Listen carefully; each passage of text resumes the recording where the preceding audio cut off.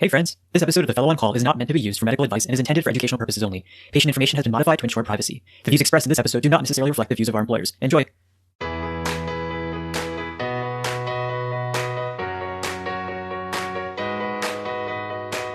Welcome to another episode of The Fellow on Call, the Hem-Onc podcast. We're coming at you from Rouleau University Medical Center. I'm Ronak.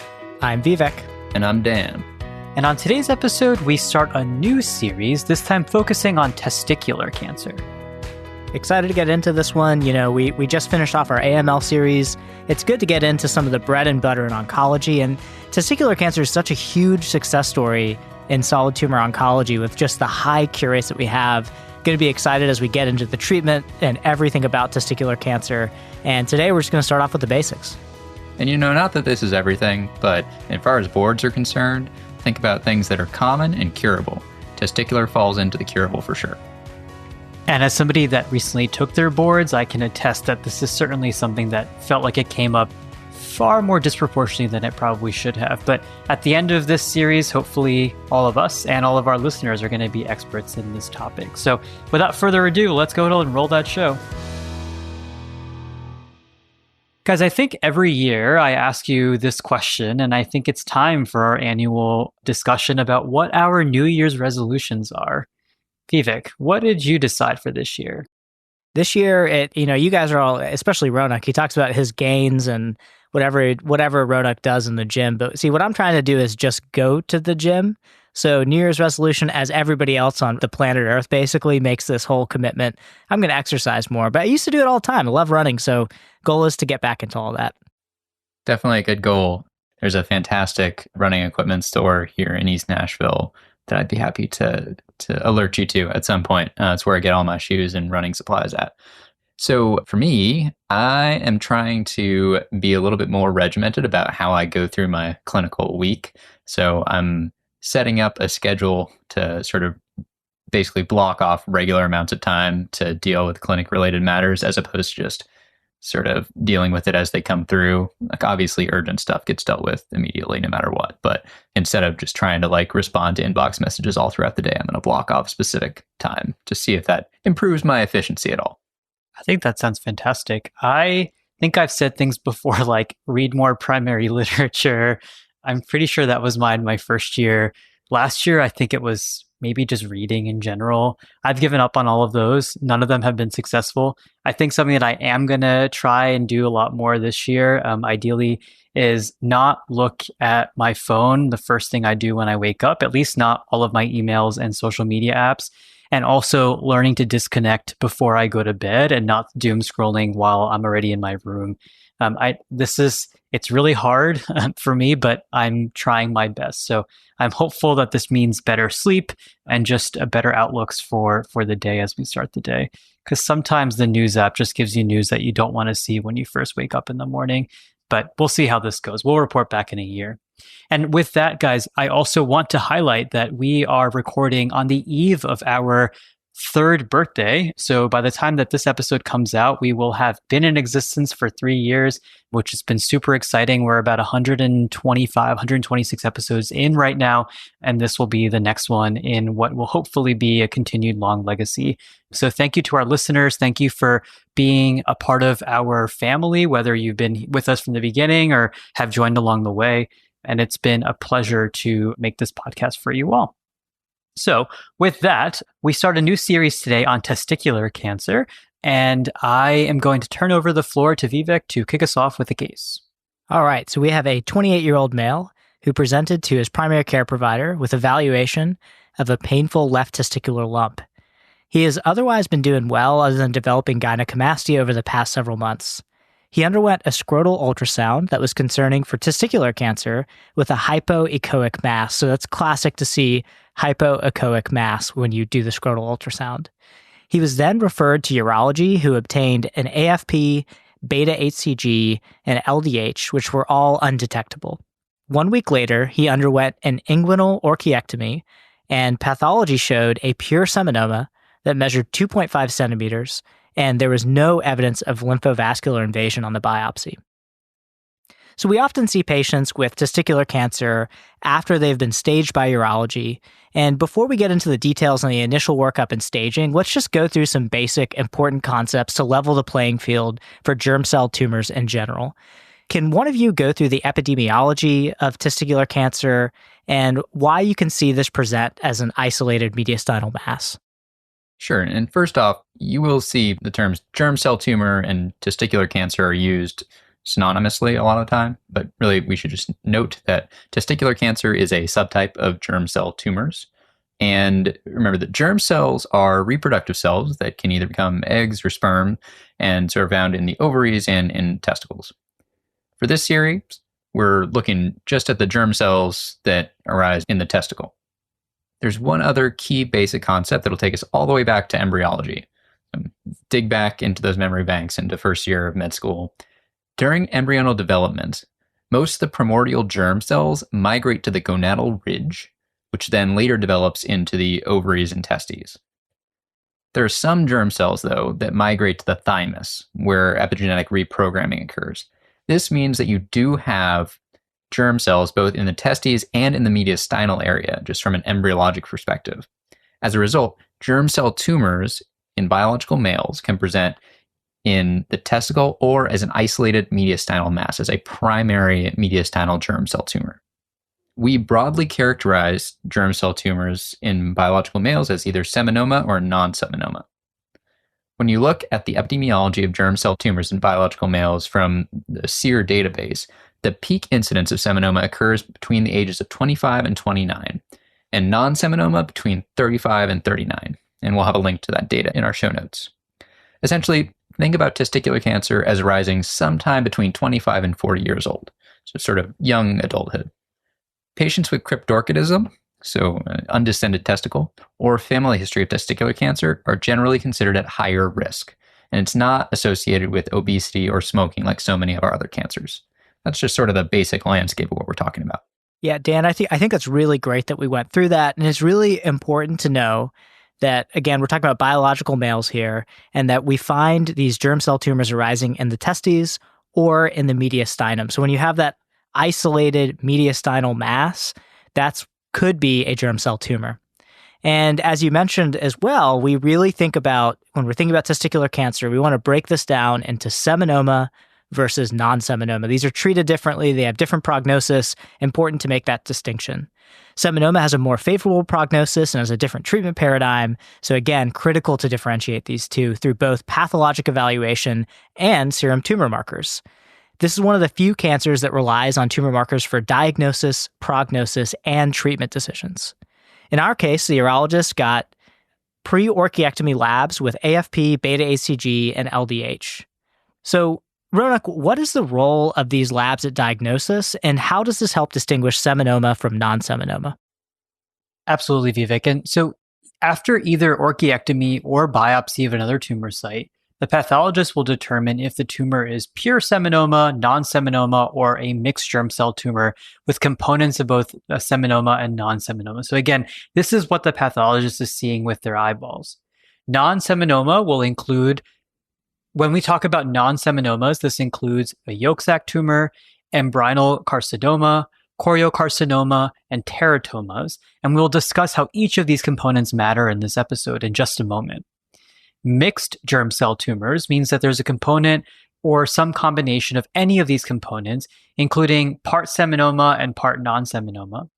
So the malignant germ cells in testicular cancer or in primary mediastinal germ cell tumors can secrete AFP alone, beta-HCG alone, both, or neither. We need to obtain these labs prior to orchiectomy, and then again, we want to obtain them post-orchiectomy to assess the nadir. And it's critical to know that seminomas will never secrete AFP. I'm going to say that again. This comes up all the time. It is critical to know that seminomas will never secrete AFP. So any AFP elevation, either pre-orchiectomy or post-orchiectomy, means that the patient has a non-seminoma. There may be a situation where the pathology report notes that the biopsy is pure seminoma, But if there is any AFP elevation, then we classify this patient as having a non-seminomatous germ cell tumor, which affects our treatment planning. And this is a very, very, very commonly tested concept on board exams and research exams, and which is why I'm really emphasizing this point here. We consider AFP as truly positive if the value is above 20, and we can see some non-specific fluctuations at lower values.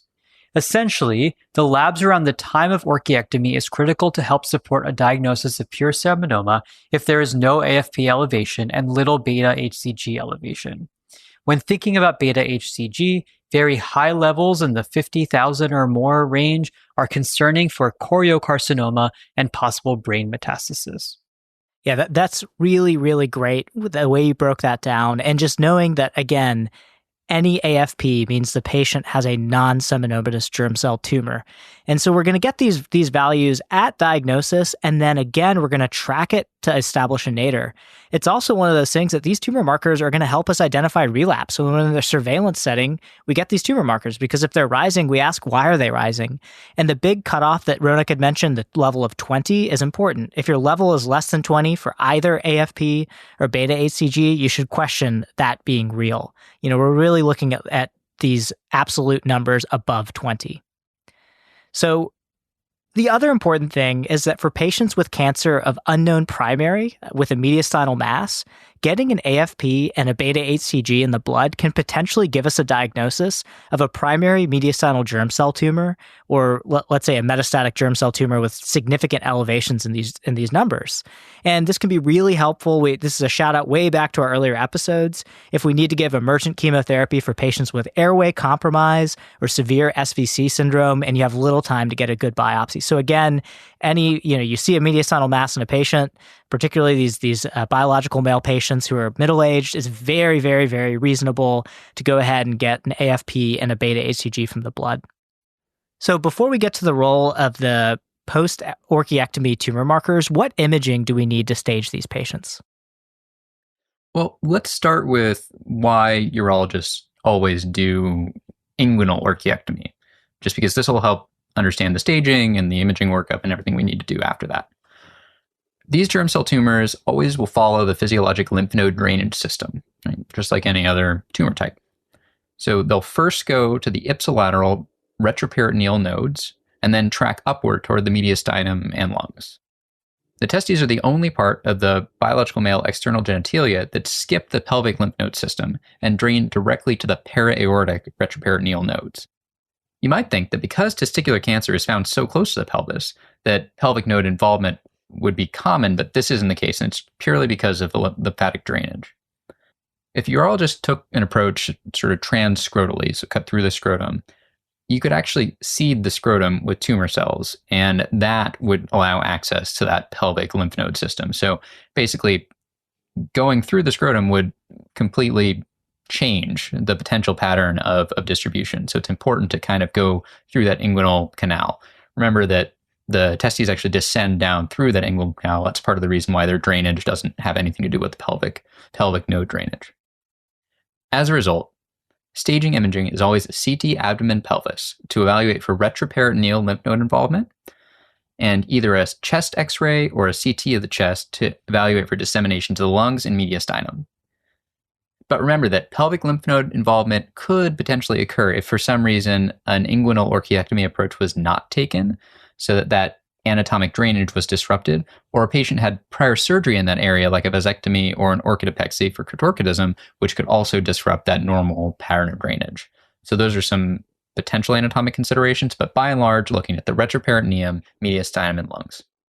Right. That's really, really important to understand that pelvic lymph node involvement in testicular cancer is high-risk disease. That's disseminated disease because it should not follow that pattern.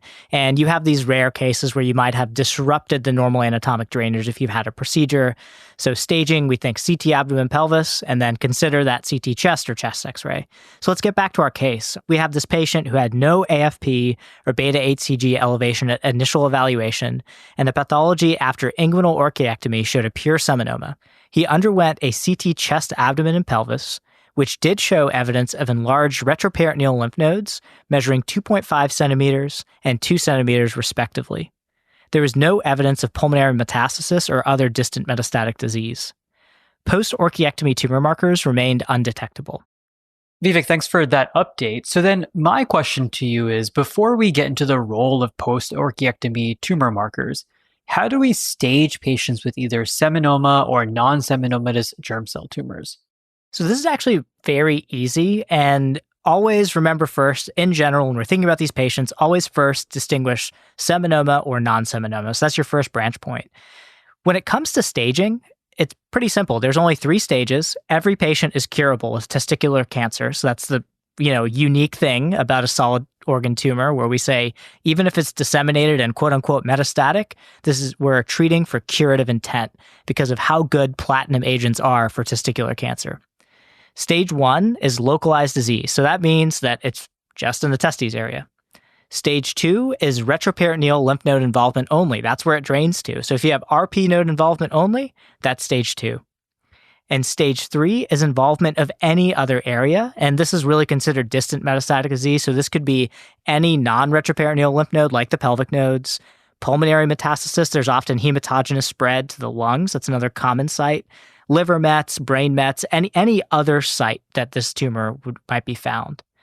So knowing the staging is one component of treatment, and the other is the nadir of the post-orchiectomy tumor markers. So remember, stage 1, localized. Stage 2, retroperitoneal node involvement only. Stage 3, everything else.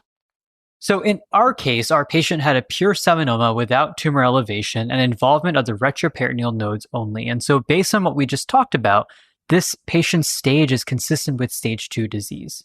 He ultimately was treated with a regimen that we'll talk about in way more detail in a future episode, but he ultimately was treated with BEP times 3 cycles and was cured after long-term follow-up. So for a pure seminoma, the post-orchiectomy tumor markers are not as important because the tumors don't secrete any AFP and only very little beta-HCG. We still get them because they can be indicative of relapse or residual disease. But on the other hand, post-orchiectomy nadirs of tumor markers are so important for non-seminomatous germ cell tumors. So can one of you guys go through risk stratification and the utility of tumor markers after orchiectomy and when we should be getting labs like this? The nadir of the tumor markers is key, and not the markers just after orchiectomy. So that's really, really important. So basically, you've got these tumors that are secreting AFP and or beta-HCG, and these levels are going to rise and rise and rise and rise. Then you cut out the tumor, so you expect these levels to start to fall. And what we do is we use the nadir to help risk stratify patients and guide treatment. The whole concept of looking at AFP and beta-HCG really started in the 70s and was further refined in the 80s and the 90s, when really the staging system has lasted for decades. The most important thing to understand is the half-life for both beta-HCG and AFP, because that tells you when the nadir is going to occur. The half-life of beta-HCG is roughly a day or so, and the half-life of AFP is closer to about a week. So, for example, if you had an immediate post-orchiectomy beta-HCG that was 500, then we would expect it to be about 250 after a day or so, then 75 after another couple days, and probably undetectable by about a week at that level. If the immediate post-orchiectomy AFP was 500, then we would expect it to half at 250 after 1 week, and then 75 after 2 weeks, and so on and so forth. So for these patients, when you have AFP elevation, it's going to take several weeks for that to clear. And for beta-HCG elevation, it'll be a little bit faster. And it's critically important that we don't rush the start of treatment and to let the values nadir, because this can greatly affect the amount of chemotherapy that we give to young patients. These patients are in their maybe 25, maybe 30 years old.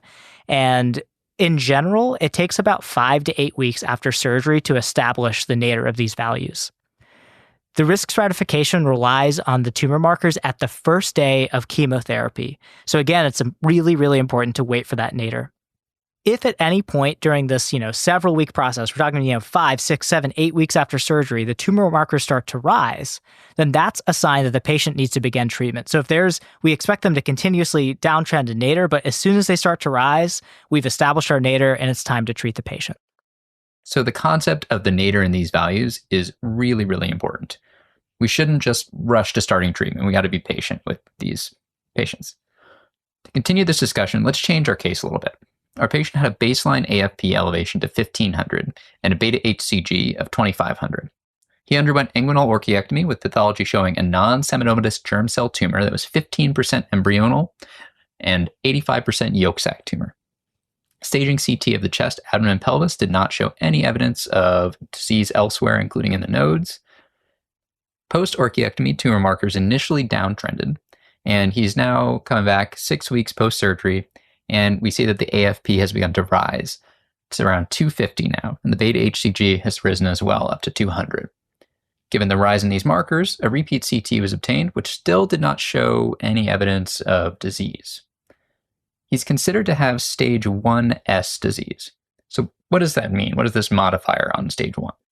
So for patients without radiographic evidence of disease, but they have rising tumor markers post-orchiectomy, we have to assume that they have disseminated disease and we need to take them for treatment with chemotherapy. So again, this is interesting because unlike many other types of cancers, in the absence of symptoms and disease burden, we don't overly rely on tumor markers, but this is different, right? We're saying that if a patient does have rising tumor markers, even if we don't see evidence of disease, we have to suspect that they have disseminated disease and we should be treating them with chemotherapy. Interestingly, the stage 1S diagnosis has a similar treatment paradigm to some stage 2 patients with retroperitoneal node involvement or stage 3 patients who could have distant metastatic disease.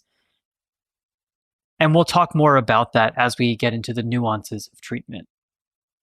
So we here have focused on the AFP and the beta HCG, but we also get an LDH, as we said at the beginning of the episode. So can one of you talk to us a little bit about how we integrate LDH in our risk stratification for patients? So remember that the first step is seminoma or non-seminoma. And in this case that we've updated now, so we have a new patient here, that pathology report showed a non-seminoma that's a mixed germ cell tumor, right? We have components of embryonal, components of yolk sac tumor. That's pretty common to see percentages on these pathology reports, unless you have a pure seminoma. So we then stage the patients as either isolated disease, stage 1, RP nodes only as stage 2, and any other side of disease as stage 3. After that, we use the post-orchiectomy tumor markers to stratify patients prognostically as favorable, intermediate, or poor risk. For seminoma, we actually don't rely on tumor markers because we don't really have tumor marker elevation, and there's actually only a favorable or intermediate risk category in seminomas, and it's all defined by where the disease is.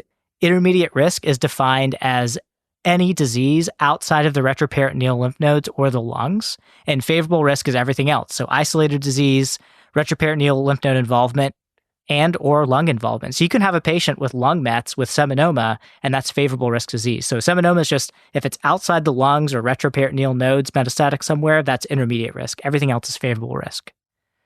For non-seminoma, we use the nadir value of the AFP, beta HCG, and LDH to risk stratify patients. So I always remember this with a mnemonic 1, 5, and 1.5. So 1, 5, 1.5. Intermediate risk is AFP greater than 1,000, beta HCG greater than 5,000, or LDH greater than 1.5 times the upper limit of normal. Poor risk in non-seminoma is AFP greater than 10,000, beta HCG greater than 50,000, or LDH greater than 10 times the upper limit of normal. Why do I only think 1.5, 1.5? Because intermediate and poor risk are treated the same. So if you look at all the guidelines, the way we treat these patients, intermediate and poor risk are treated identically. So if you remember 1, 5, and 1.5 for AFP greater than 1,000, beta HCG greater than 5,000, LDH greater than 1.5 times the upper limit of normal, that's all you really need to know when you're thinking about a recertification exam or a test or just practical knowledge for how to treat these patients, because the chemotherapy and the amount of cycles are the same. And through this series, we're really going to discuss the nuances of all of this and the chemotherapy plans. But briefly, for disseminated disease, favorable risk is treated with BEP times 3 cycles or EP times 4 cycles. Intermediate or poor risk is BEP times 4 cycles or VIP times 4 cycles. Again, we'll talk about that later. The bottom line is if you have intermediate or poor risk, you can't just give EP. You need to give either BEP for 4 cycles or VIP times 4 cycles. You can see you're adding a cycle and you're adding more chemo, essentially, if you have intermediate or poor risk disease. So those are some of the really important concepts for the tumor markers. But we had mentioned brain metastasis briefly. Can one of you go through when we get an MRI for these patients?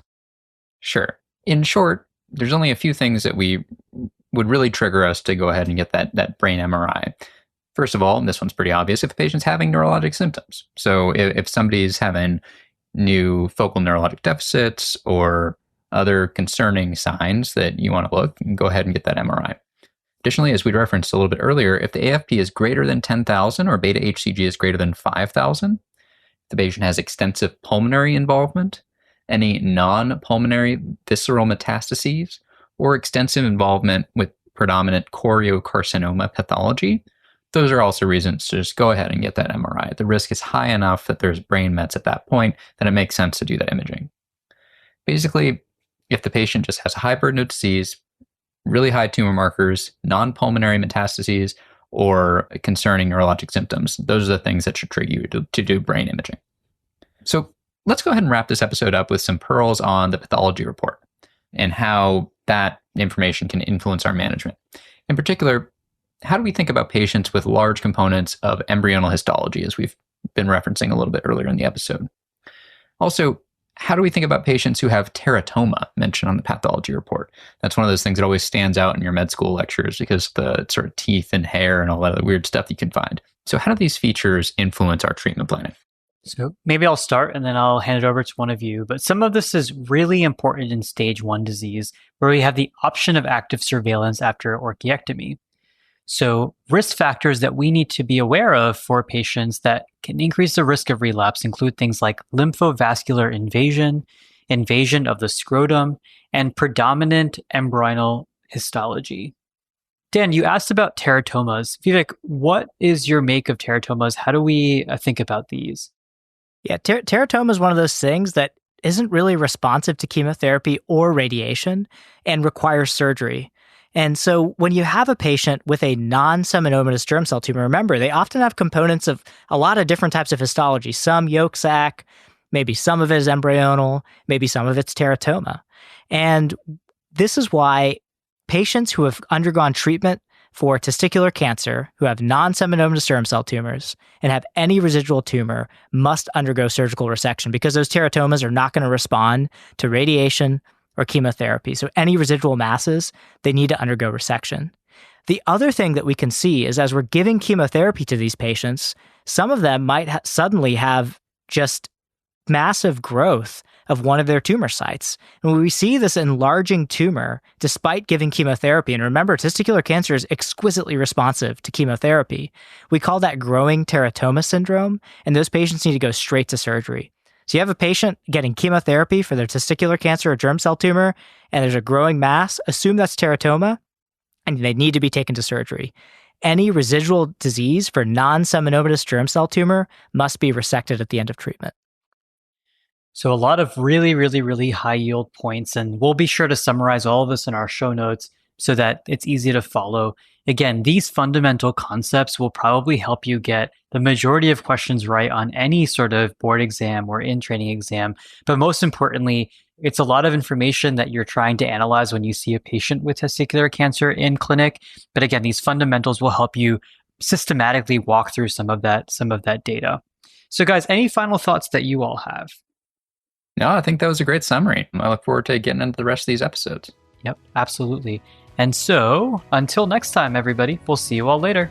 See you later. Peace.